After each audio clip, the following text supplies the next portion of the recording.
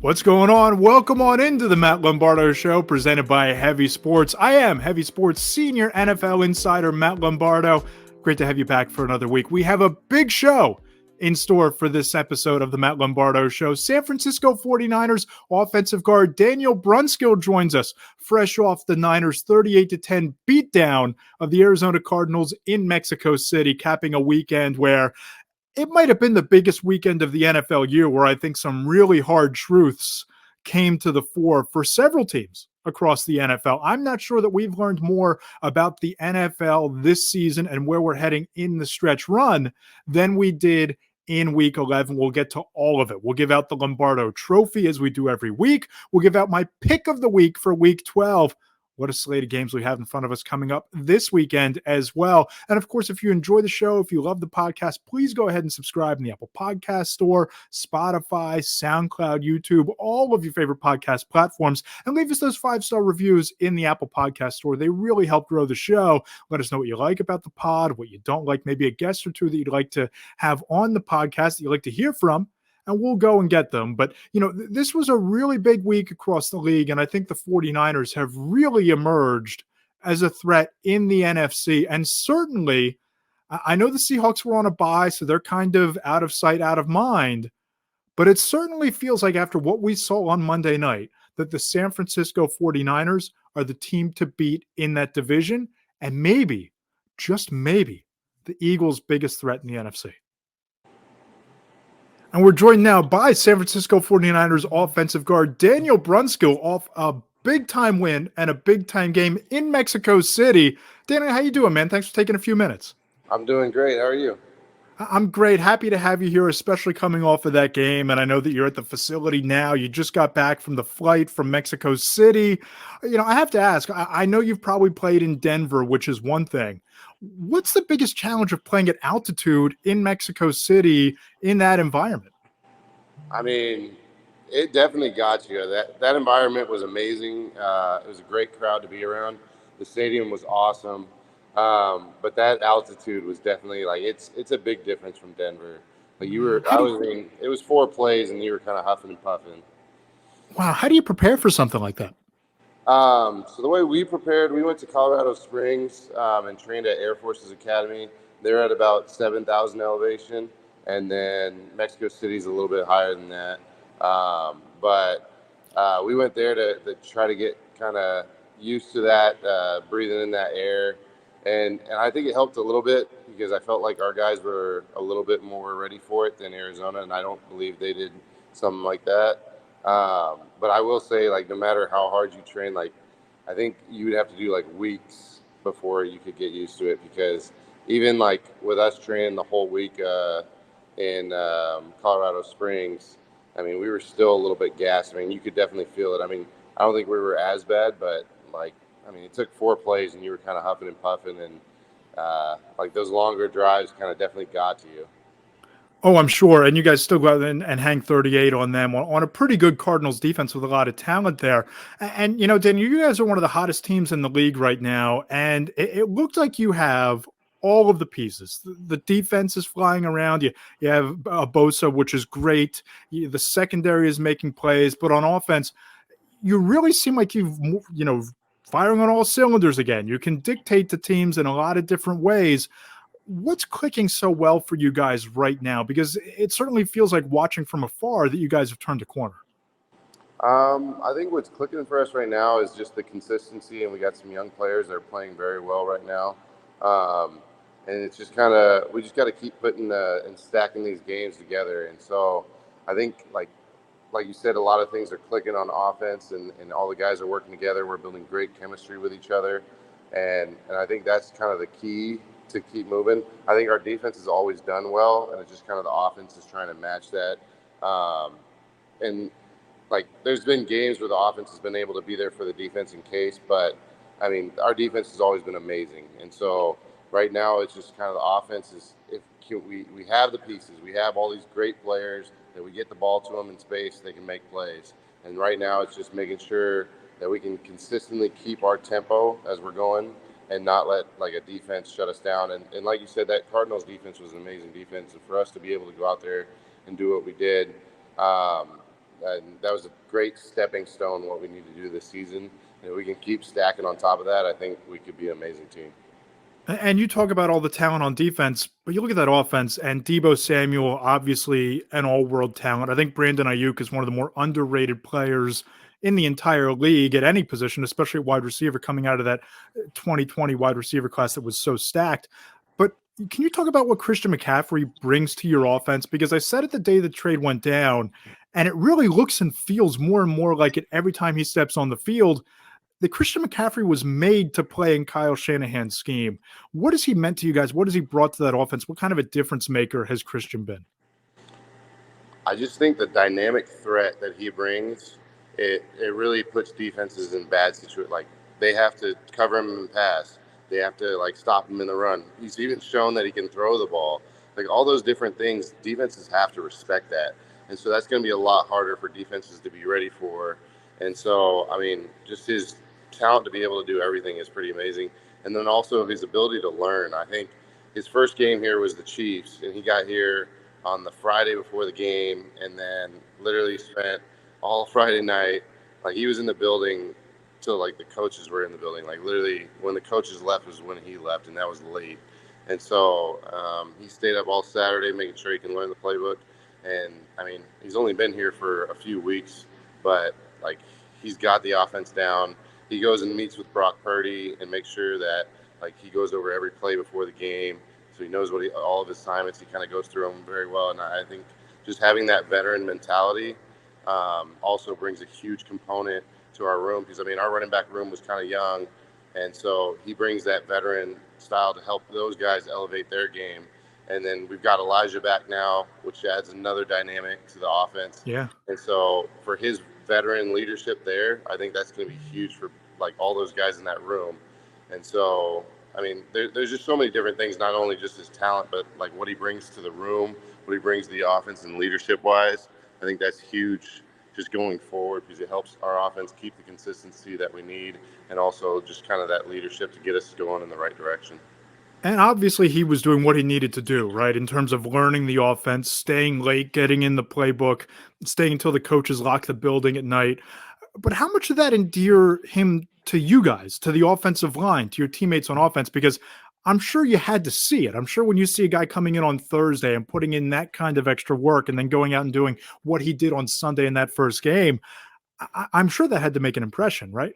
Yeah, no. When a guy puts in that much work, that just makes us feel better. Like knowing that a guy behind us is doing everything he can to make sure this offense goes, that just makes us feel better. Like and wanting to go out there and do everything we can to give him the space.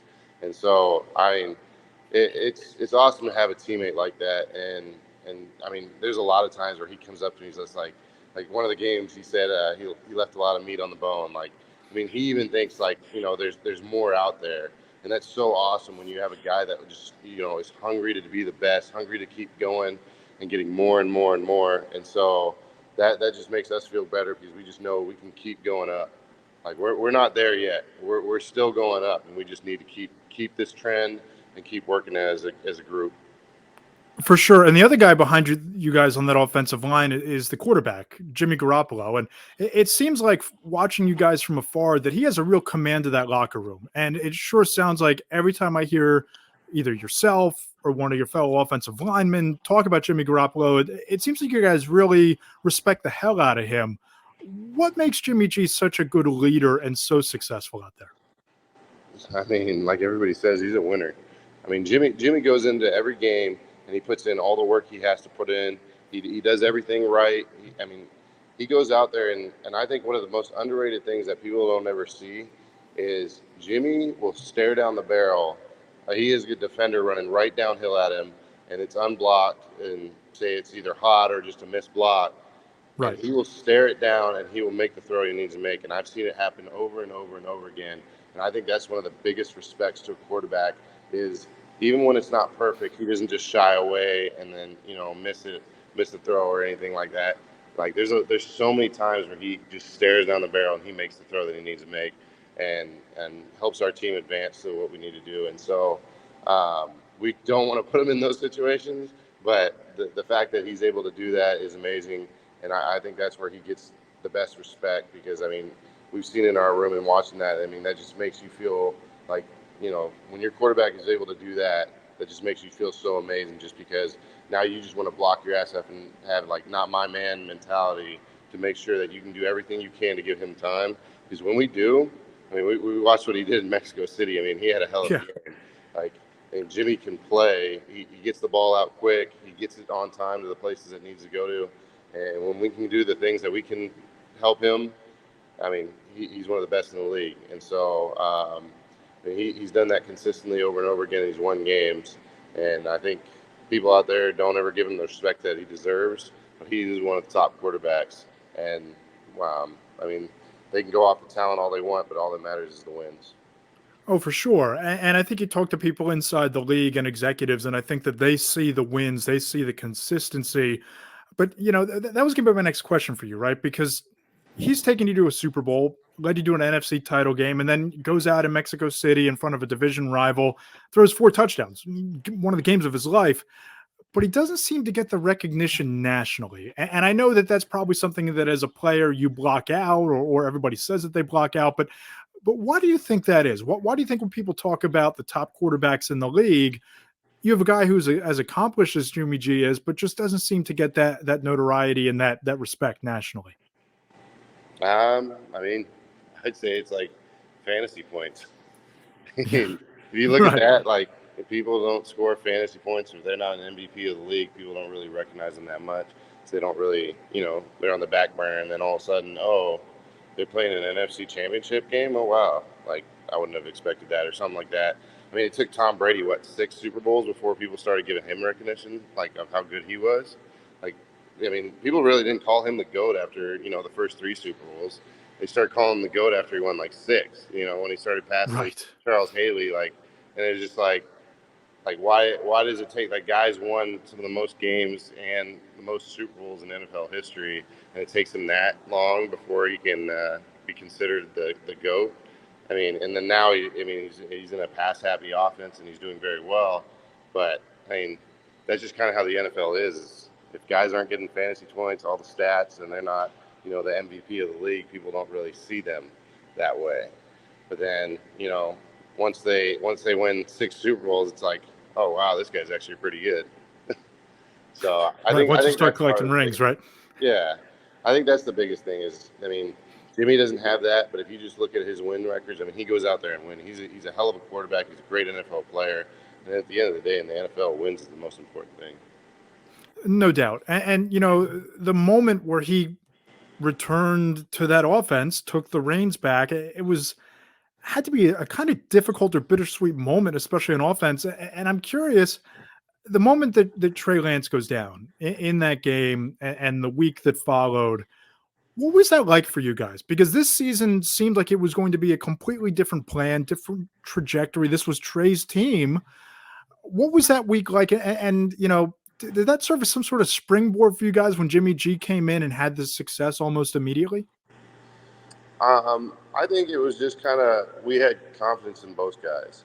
I mean, we knew Sure. Trey is the young guy. He's coming in, and this is his team. He's going to be the franchise of like quarterback of this team, and he's a hell of a player. And he's young, he's talented, and he's got a great head on his shoulders because he goes out there and works his ass off. So he's a hell of a player, and to see him go down, that was probably one of the just sad moments. But that's part of the reason we brought Jimmy back. We didn't bring Jimmy back to start over Trey, but if there was ever to have an injury, we have a starting quarterback behind our starter. That's not that, you don't have that too Yeah. often in the NFL. Right. And the fact that Jimmy was willing to stay here, was willing to be a backup, and then come in and take over the reign, like, that was amazing. Just gave you more respect for that guy. The fact that he's willing to step down and then take less money and still play for this team, and because he wanted to be a part of this, he loves the guys in this locker room, and for him to do that just gives you even more respect for Jimmy. But I mean, we love both those guys. They're both amazing players, and the fact that we were able to just have both of them, I mean, we're lucky as hell.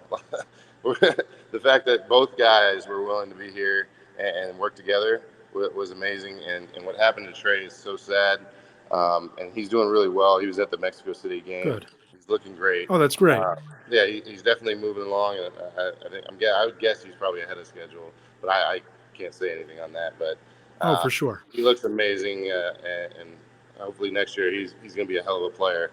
But yeah, for Jimmy to come in and to be like selfless and do all that, I mean, it just gives you more respect for that guy. And then we knew as soon as Trey went down, Jimmy's going to come in and he's going to do his thing because, I mean, we had two starting quarterbacks, and we were a lucky team to have that, and I think that just made it amazing for us. Yeah, I wrote about that the day after the injury that John Lynch and Kyle Shanahan and you guys really had the ultimate insurance policy in Jimmy G, a guy who's been through it before, won a lot of big games before, and he talked to people around the league. It's the wins that matter most. So, yeah, it really was a win-win situation for everybody to have Jimmy G back in that building, and you guys are really collecting the dividends on that right now. You know, Daniel, take me through what this season has been like for you personally, because I know you were banged up early on. You had the hamstring, but you've really carved out a nice role for yourself along that offensive line. What has this season been like for you 11 games into it? Yeah, definitely a different season. That hamstring early was a pain in the butt to go through all of camp with that, and then trying to come back for the Bears game, and then kind of retore all the scar tissue, and then just kind of having to sit another 3 weeks and go back to square one was kind of an annoying process. But to be able to go back out there and just play with the guys, I mean, that's just been the most fun. And then kind of just being that utility guy and going to every position. I mean, I've gotten four positions in now. You going for five? Yeah. I don't know if Trent will ever let that one up, but yeah, we'll see. But yeah, I mean, I got five in my career, so I can deal with that. But I mean, I'm hoping all those guys stay healthy and we can continue just keep building our chemistry as an offensive line. I mean, the guys are playing amazing. I mean, the young guys have come in and they played great. Jake Brendel's come in and been an amazing center for us when everybody thought like that was going to be their biggest weakness was our, inside of the line with a bunch of guys hurt, Alex gone. Just for these guys to play as well as they have, it's been amazing. And so I think we just continually, like I said earlier, we're a team that's going up. And I think if we can just keep continuing our trend and keep keeping guys healthy, I think we're going to be a hell of a team. And one of those guys in that room is Aaron Banks. And, he's had a pretty dominant year himself. You think it's a good chance he winds up in the Pro Bowl when all was said and done this season? What has he brought to you guys up front? I mean, yeah, he's got 0 sacks. I think he's definitely a guy that deserves to be on that list. I think he's brought just a huge dynamic of like his just physicality. I mean, he's a big player. He plays well. He moves well. And I think he's done some amazing things, and he brings a lot of energy. And so I think he's going to be a hell of a player going forward, and I would definitely love to see him on that Pro Bowl ballot because, I mean, he'd have my vote every day of the week. He's Daniel Brunskill. Appreciate the time, my friend. Be well. Look forward to talking to you further up the road, and best of luck the rest of the season. All right, thank you very much. Take care. Daniel Brunskill, San Francisco 49ers offensive guard from the facility, fresh off the plane from Mexico City. It doesn't get much better than that. It doesn't get much better than how the 49ers are playing right now. And you look at that game on Monday night, and you look at just the total domination on both sides of the ball. Offense dictating to the Cardinals, the defense making life miserable for Colt McCoy and eventually Trace McSorley. It just looks like they have all the pieces in place. They have Christian McCaffrey now. Elijah Mitchell is healthy back there, so you have the two-headed running back attack. I look at Deebo Samuel, and he's one of the 3 to 4 most prolific and game-altering talents in the entire league. And I think the 49ers are one of these teams, Daniel said it best, they're on the rise. And it's tough to say a team is on the rise when they're coming off of a Super Bowl and an NFC championship game appearance in back-to-back seasons. But I look at what they're putting together right now this year, and they're tearing it up. They have all the pieces in place, and it was a Super Bowl 3 years ago and then the NFC title game this past year. But you get the idea. They've been tearing it up, and they look like when you look at the rest of the NFC, I don't know that the gap between a team like the Philadelphia Eagles and the rest of the conference, say the 49ers, the Dallas Cowboys, and the Minnesota Vikings, I don't know that it's as wide as it had been earlier in the year. And I think that if the 49ers get in, which it certainly looks like they're going to, looks like they have, to me, they have the pieces in place to be the favorites to win that division in the NFC West and go to the postseason. That's not a team that I want to see on the other side of the ball. It's just not. And not when you have a proven winner like Jimmy Garopollo, who seems like he's playing some of the best football of his career right now after that game on Monday night. You drop Christian McCaffrey into that offense with Mitchell, with Deebo Samuel, with Brandon Ayuk, George Kittle, top 2 tight end in the NFL, matchup nightmare. Their brand of football travels. The 49ers can beat you at home. They can beat you in snowy conditions. They can beat you on a fast track. They can beat you on the road. They have all the ingredients of a Super Bowl caliber team, and that offensive line is turning out to be a really important piece of that puzzle. But on the AFC side of the ledger, I think that when you saw what happened on Sunday night in Los Angeles at SoFi Stadium, 2 things are pretty clear to me. Number one, the Kansas City Chiefs have absolutely reclaimed their status as the NFL's best. They're the best team in the NFL today after week 11. Patrick Mahomes is the MVP frontrunner today. If I were casting my ballot today, he'd be the number 1 on the ranked choice ballot because they just look like they're unbeatable. And when you talk about teams that have all of the pieces, yes, I know Tyreek Hill is in Miami. I understand that. But they haven't skipped a beat. They went through some growing pains early, but right now, they're humming. The Kansas City Chiefs, they look unbeatable. I've seen the NFL's future, and it's the same as the past. It's the Kansas City Chiefs. Everyone saw what happened on Sunday night, right? Everybody was watching that game. We saw what happened in the waning moments in the fourth quarter. Justin Herbert puts together the kind of drive that if the Chargers win that game, it's legacy defining. 10 plays, 64 yards, gets the touchdown, goes ahead. It looks like this is finally the Chargers getting the monkey off their back, beating their bitter rival, knocking off the Chiefs, inching closer to a playoff berth, maybe even the division lead. But you left 146 on the clock. And I know as soon as they scored that touchdown, those 2 thoughts rattled through my head. One, wow, what a drive by Justin Herbert. He did what he had to do. This is part of his legacy. You're going to look back on this game. And then they left too much time for Patrick Mahomes. And sure enough, Mahomes and Travis Kelce connected on the following drive on their 3rd touchdown of the game. Game over. Chiefs win. Chiefs are 8-2. And they have all the pieces and all of the experience to be the team to beat in the AFC. Listen, I think Miami is a great story. What Tua Tagovailoa is doing right now is fantastic. I think he's defied expectations. I think that he's cemented his status as the Dolphins' quarterback of the future. I think that he has the trust of Mike McDaniel. I think that he has rewarded that trust. I think that they have the pieces in place, Miami does, to be the next team in the AFC. The team that we're talking about in 2023 and 2024 and 2025 as Tua gets better, as Jalen Waddle continues to emerge, with Tyreek Hill there, with Jeff Wilson now at running back. We talked about him last week, and a pretty good defense too. I think the Dolphins are knocking on that doorstep. But man, I don't know that anybody can beat the Kansas City Chiefs. I don't know that anybody in the league can play 60 minutes of a perfect game and knock them off when they are at their best. And Patrick Mahomes, listen, he's the MVP frontrunner. We've talked about Josh Allen. We've talked about Jalen Hurts. Tua is on the periphery of that conversation as well, based on what they're doing in Miami. But the season that Patrick Mahomes is putting together is kind of outrageous. 3,265 passing yards, leads the league. Not just does he lead the league in passing, but he has 335 more passing yards than Josh Allen does. That's basically a full game's worth of production with his former best weapon playing in Miami and getting up to speed with newcomers like Marquez Valdez-Scantling, with newcomers like Juju Smith-Schuster, with a backfield with a rookie and Isaiah Pacheco as they're trying to get Clyde Edwards-Helaire right if he's even going to be the backfield running back of the future in Kansas City at all. Even without Tyreek Hill, Patrick Mahomes looks like and is the best quarterback in the league right now, bar none. He's at the top of the quarterback hierarchy, both from a production standpoint and a clutchness standpoint. And here's the thing. The thing that I think makes Kansas City so difficult to beat is that they're really tough to beat this time of year.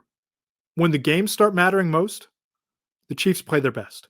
And this is a hallmark of Andy Reid's teams, going all the way back to his time in Philadelphia as the Eagles head coach.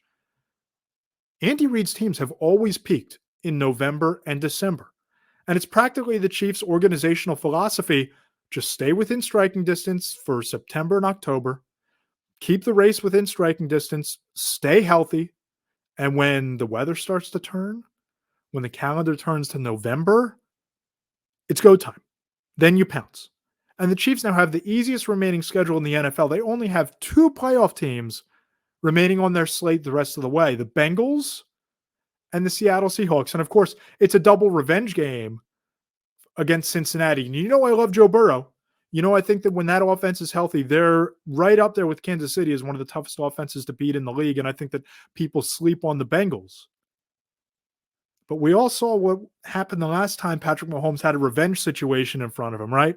We all watched that Sunday night game in Tampa Bay where they ran Tom Brady and the Bucs out of the building.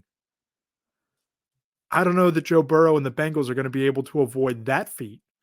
But you look at the Bills now looking a little bit beatable, a little bit vulnerable. All of a sudden, that loss at home to the Bills, it doesn't seem that catastrophic. Because if the season ended today, guess where the AFC Championship game is? Arrowhead. Again. If the season ended today, the Chiefs and Patrick Mahomes and Andy Reid would have home field advantage throughout the entire playoffs. And on Sunday night, I think we saw the reason why. And we saw the reason why this team is so difficult to beat year in and year out, and why they are again. Defensive coordinator Steve Spagnuolo really emptied the clip against the Chargers offense. Mahomes looked like the MVP frontrunner once again. And if they play the way they did against the Chargers, who's beating them? Philadelphia, you could talk about the Eagles. I don't know that their secondary holds up. I mean, they were getting beaten by slant patterns all day in Indianapolis. I don't know if you're not going to generate, if you're going to not be able to generate pressure without blitzing, I don't know who's beating Patrick Mahomes, because you know it's a bad idea to blitz him. And if you're not going to score 30 plus every week, I don't think you're going to beat the Kansas City Chiefs. But a team on the rise, a team that I think really made a statement on Sunday, it's the Dallas Cowboys. And the Cowboys, in my opinion, when you look at them, they definitely announced their presence as a legitimate contender in the NFC, not just for the playoffs, but for the Super Bowl. That was a really good team they beat on Sunday. They throttled the Minnesota Vikings. Remember, the previously 8-1 Minnesota Vikings, who 7 days earlier went into Buffalo, punched Josh Allen and the Bills in the mouth, and left with an overtime win. That's who the Vikings were. We talked about this on the show last week, that they're the best team, 2 weeks ago, that they're the best team nobody's talking about in the NFL. The Cowboys humiliated them in their building. And I think that if Mike McCarthy can figure out how to manage a playoff game, because I think that's what got in their way last year, horrible play calling, atrocious clock management at the end of the game. If McCarthy can figure that part of it out, they have all the ingredients of a team that can make it through the postseason, make a run. And I think Sunday also represented something a little bit bigger and a little bit more meaningful to what the Cowboys are and what this team is going to be in the future. Because you look at how that game played out. Tony Pollard rushed for 80 yards. Ezekiel Elliott rushed for 80 yards and 2 touchdowns. And Pollard wasn't just limited to his production on the ground. He caught all 6 of his targets for 109 yards and 2 touchdowns. He had 189 yards from scrimmage, which is more yards of total offense than the Vikings had all game. And this really feels like the formula for Dallas, doesn't it? This is how they're going to win. Dominant defense. Use Micah Parsons like a Swiss Army knife, bring him off the edge, line him up as an off-ball inside linebacker, and bring him up the middle. He harassed Kirk Cousins all day. Let Trayvon Diggs do his thing on the back end. Use Jalen Kearse, both in coverage and as a box safety, rushing the passer as well. That's the formula on defense. Great defense, run the football, explosive plays for the passing game. That's how they won, right? That's how they blew out the Vikings, right? But it wasn't just one running back. It wasn't just Ezekiel Elliott, as he has been the bell cow since his arrival in Dallas. It was that 2-back system. And I think the Cowboys are going to be a thunder and lightning 2 running back type of offense moving forward here, especially after they had so much success that way against the Minnesota Vikings. And I think that Tony Pollard is a heck of a football player. I think Tony Pollard starts on at least 20 teams around the NFL. And he might wind up being the focal point of the Cowboys running game at some point. He's not the understudy, he's not the complement anymore. And if that's the case, if Tony Pollard's long-term future is in Dallas, and I think it's going to be, I think there's a really good chance the Dallas Cowboys wind up using the franchise tag on Tony Pollard this offseason and asking Ezekiel Elliott to take a pay cut. Because listen, the running back franchise tag is only $9.67 million. I talked to an agent today who was shocked that that's going to be the number. He's familiar with the running back market. He was shocked at how low the franchise tag is. That's how I think the Cowboys keep Tony Pollard. I think they franchise tag him. He's been the most dynamic back the Cowboys have had all season, maybe even dating back to last season. And Ezekiel Elliott is going to count $16 million against the cap in 2023. And I don't think the Cowboys are going to use the out. I don't think they're going to move on from Ezekiel Elliott. I don't think that he's going to be elsewhere in 2023. But I could really see the Cowboys using the franchise tag on Tony Pollard, asking Ezekiel Elliott to restructure his deal and take less money, at least lower the cap number in 2023. And I could really see the Cowboys offense developing into a Cleveland Browns, Nick Chubb, Kareem Hunt type of situation, the way that backfield and that offense has been. Because you look at why Dak Prescott had so much success and they only had 3 incomplete passes against the Vikings. It's because they pounded the ball down the Vikings' throat all game. That they won by dominating the line of scrimmage with their offensive line, which is when the Cowboys have always been at their best and most successful. And they don't ask Dak to throw the ball more than 30 or 32 times per game. If you bring Pollard back on the franchise tag and you bring back Ezekiel Elliott at a lower cap number, that's the formula. They only have like $2.5 million in cap space. If you want to bring Tony Pollard back, I think that's the move. I think that's how they do it. And one guy who I don't think is going to be back, at least maybe not for the rest of this year, and who knows what happens beyond this year, is Jets quarterback Zach Wilson. And when you look at that disaster in Foxborough on Sunday afternoon, that feels like rock bottom of the barrel for Zach Wilson as the New York Jets starting quarterback. They averaged 2.7 inches per offensive play in the second half. They ran 26 offensive plays in the second half, the Jets did. They averaged less than 3 inches per play. They averaged a pathetic 2.7 yards per play on offense in that game. And I get it that it was a windy day. I get it that it took a Marvin Jones 100-yard punt return or whatever it was for a touchdown to walk off to win that game, that the Patriots offense couldn't get anything going either. I get it. I understand it. But the Jets have spent 2 years building around Zach Wilson, 2 years prioritizing Zach Wilson's development, 2 years making him the face of the franchise. And he doesn't look like a quarterback who's played football for more than 2 years in his life. I talked to a coach today who watched Zach Wilson play earlier this year. And he said, quote, he can't read a defense. He relies too much on backyard football. Can't read a defense. Former number 2 overall pick in the draft, second-year player. Randy Mueller, the 2002 NFL offensive vet. Randy Mueller, the former NFL Executive of the Year, told me point blank that he's seen him regress, that Zach Wilson has regressed this year, that his decision-making and anticipation were his hallmarks at BYU, and that it comes down to coaching, it comes down to a bad situation, and it comes down to him just regressing. And I kind of agree with that. The Jets have a lot of talent. They have Garrett Wilson, a first-round pick at wide receiver. They brought in Corey Davis, a possession receiver. CJ Uzoma is more than a competent tight end. Elijah Moore, big play receiver. Michael Carter, pretty good running back, second-year running back. The pieces are there for the Jets to be much better than this, for Zach Wilson to have much more success than this. And he's getting worse. And I know that it's easy to say bench him, but even if they bench him, and Robert Saleh left the door open to bench Zach Wilson against the Chicago Bears this week, but it feels like if you're going to bench Zach Wilson now, after that game, I don't know how you go back. It feels like it's the end of the road. It feels like that's the end. And I know it's tough. I know it's tough to look in the mirror after drafting a quarterback number 2 overall and realizing that you got it wrong. But if I'm Joe Douglas, if I'm Robert Saleh, if I'm the Jets, if that's how you feel, and that's what you're seeing from Zach Wilson, games like Sunday afternoon, I think it's almost better that you move on sooner rather than later.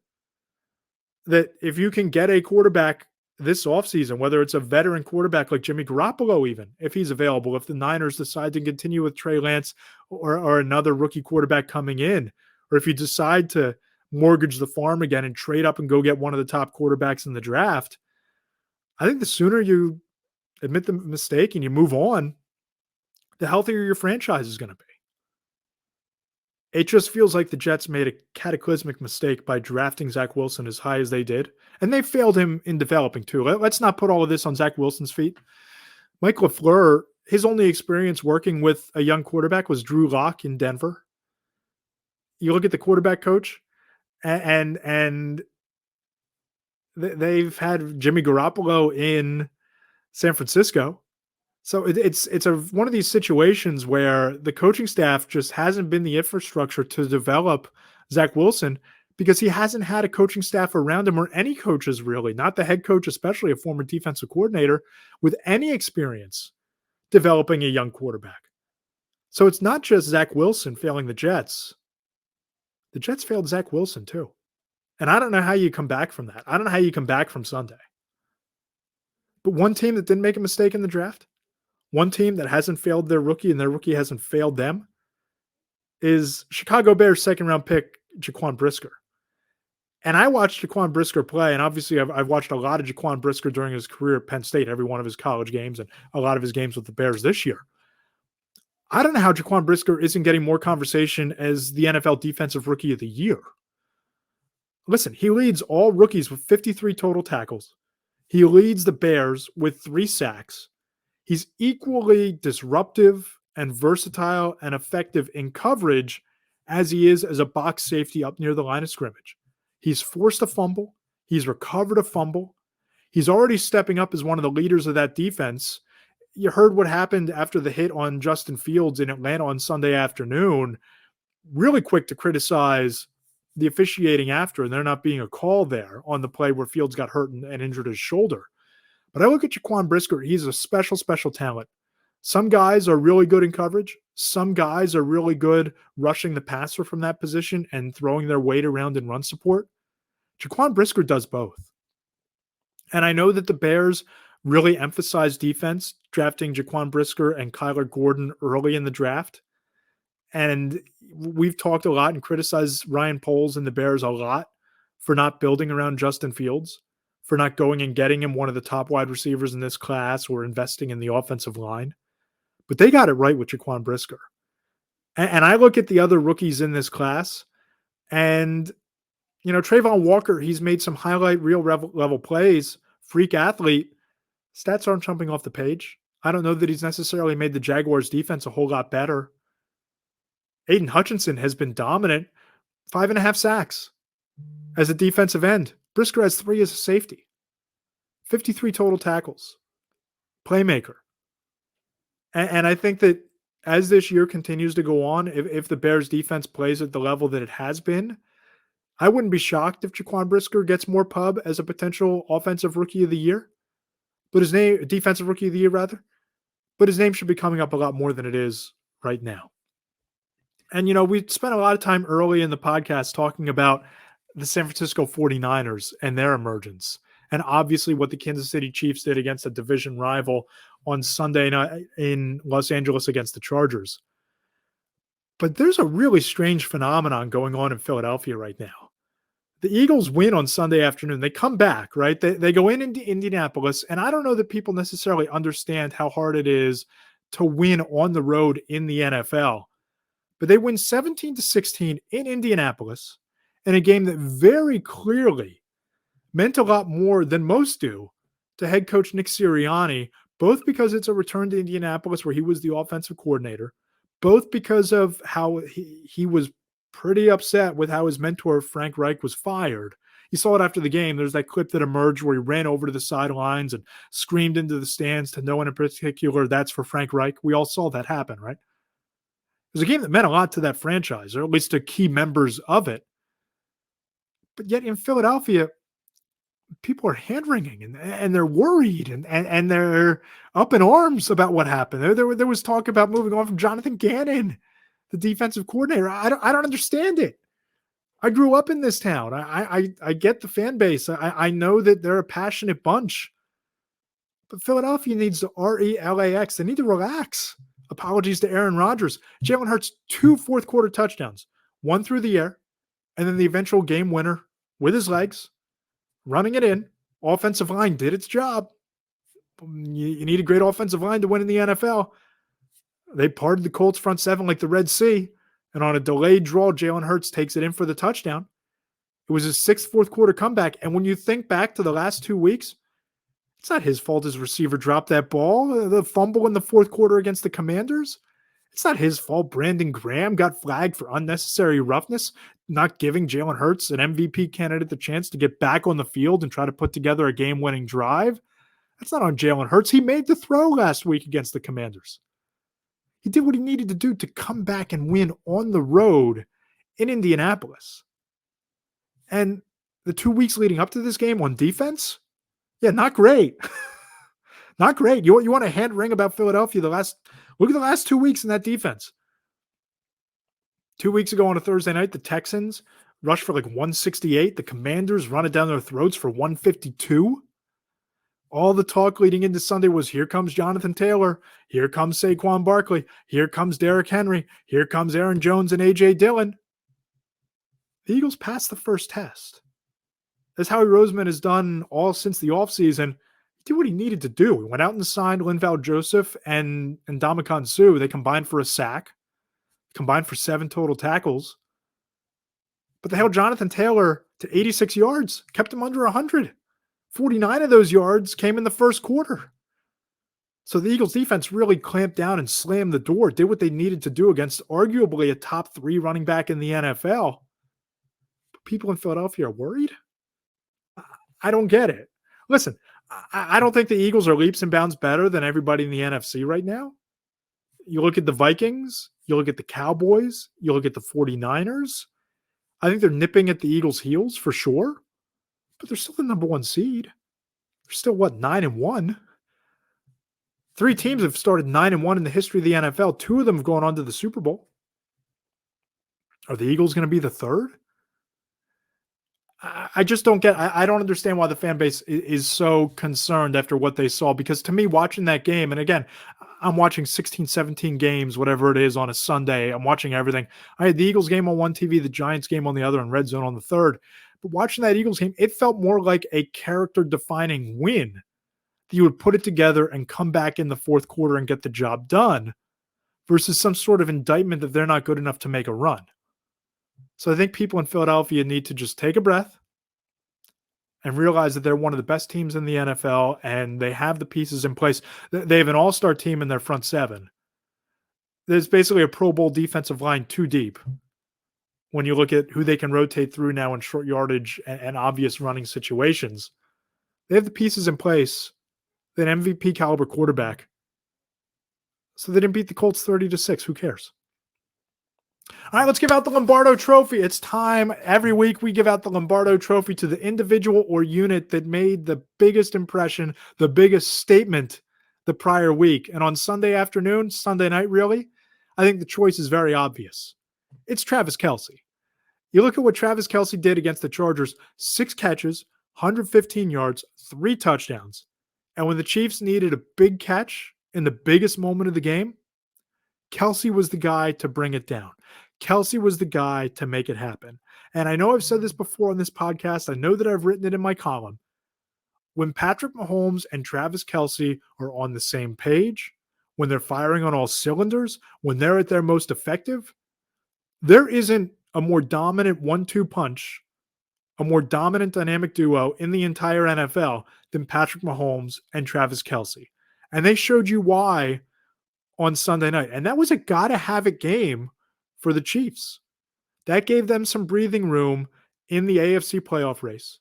It certainly further separated the pack in the AFC West. They've now swept the Chargers, so even if somehow Los Angeles makes a big run down the stretch here, they have the head-to-head tiebreaker tucked away. They're going to have home field advantage, at least until the AFC title game, maybe further, depending on how this season winds up. And we already mentioned they have the easiest schedule remaining of anybody in the league. So chances are the road to the Super Bowl in the AFC and the AFC title game go through Arrowhead. And Travis Kelce and what he did in that game are a major reason why. Finally, the pick of the week. And as always, if you're riding with me on the pick of the week, if you go to FanDuel.com and you make your pick my pick, if you go with the Chicago Bears plus 4.5 over the Jets, as I am, as my pick of the week, if you go to FanDuel and place that bet, if you're riding with me and you screenshot it and you tweet it to me, we'll mention it on the podcast next week. We'll shout out your handle and everything. Because here's the thing. I know Justin Fields is battling the injured shoulder. I know that his availability is a little bit unknown, but it sounds like he's going to play. But Justin Fields has done it all. A couple weeks ago, he sets the all-time record for rushing yards in a single game by a quarterback. He's just as big of a threat with his legs as he is with his arm. I don't see a shoulder injury holding him back. I don't know that there are 5 bigger playmakers at that position right now today over the last 4 weeks. If you're just looking at the sample size of the recent weeks in the NFL, I don't know that there are 4 or 5 bigger playmakers at quarterback in the NFL today than Justin Fields. And the Jets, they're an absolute train wreck right now. I'm not sure how you get up for this game in Chicago, which is going to be another windy day. I don't care whether it's Zach Wilson, who's alienated his locker room and his teammates and his defense. I don't care if it's Joe Flacco. I don't care if it's Mike White. I don't care who it is. I don't know how they get up for this game after the week that they've just had and all of the uncertainty at quarterback in the elements where it's going to be cold and blustery and windy in Chicago and beat a Bears team that has Justin Fields, that's running the ball more effectively than anybody in the NFL right now. And I know that they haven't been able to close. I know the Bears haven't been able to win, but they're getting 4.5. I love the Bears plus the 4.5 against the Jets as my pick of the week this week. If you're riding with me, screenshot your betting slip, tweet it to me, and we'll mention it on the podcast next week. This is a really fun show. Really enjoyed it. Was great to have you along the ride. Thanks to 49ers offensive guard Daniel Brunskill. Again, if you enjoy the podcast, please go ahead and subscribe in the Apple Podcast Store, Spotify, SoundCloud, YouTube. Throw us a like there. And please leave those 5-star reviews on the Apple Podcast Store. They really help grow the show. Let us know what you like, what you don't like, a guest or two you might want to have on, and we'll go and get them. Thanks, as always, to my producer extraordinaire, Thomas Darrow. Just a rock star behind the scenes, instrumental in getting this podcast up and running every week, becoming a really good friend. Enjoy working with him and the whole team at Heavy. You can follow me on Twitter at Matt Lombardo NFL. Check out my columns every Monday, Wednesday, Friday, and a whole bunch of great content in between at heavy.com. I'm Matt Lombardo. Enjoy your Thanksgiving. Enjoy a great weekend of NFL action ahead. And we'll talk to you next week. Same time, same place, right here on the Matt Lombardo Show, presented by Heavy Sports.